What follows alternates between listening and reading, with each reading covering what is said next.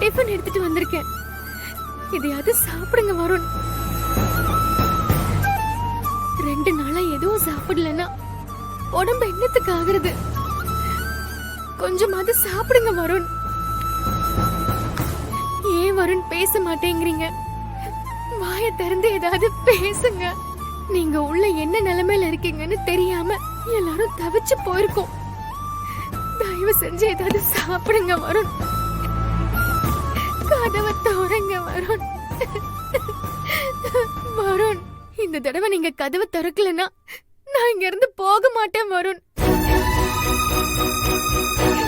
கதவை திறங்க வருண். ஏய், எனக்கு எதை பத்தியும் கவலை இல்ல. சாரா சாவுக்கு காரணமான உன் குரலை கூட கேட்க விரும்பல. முதல்ல இங்கிருந்து போ.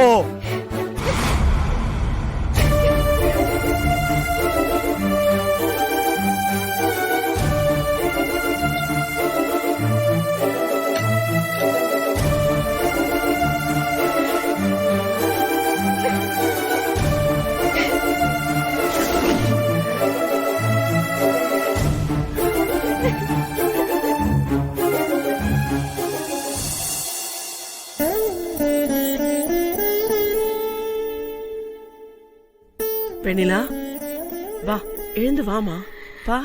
நான் வரல அத்தை. நீயும் எதுவும் சாப்பிடல, வா. அவரும் எதுவுமே சாப்பிடலையா அத்தை? சரிம்மா, எனக்கு புரியுது, நீ வா, வா. சொன்னா கேளு, வா, வா. உட்காரு, உட்காரு, உட்காரு.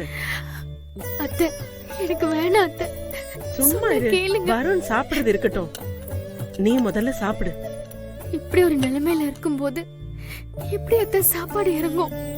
வேண்டாம் அத்தை. இங்க பாரு, அவன் கிட்ட பேசி புரிய வச்சு அவனை நம்ம வழிக்கு கொண்டு வரதுக்கு முதல்ல நம்மளுக்கு தெம்பு வேணும்.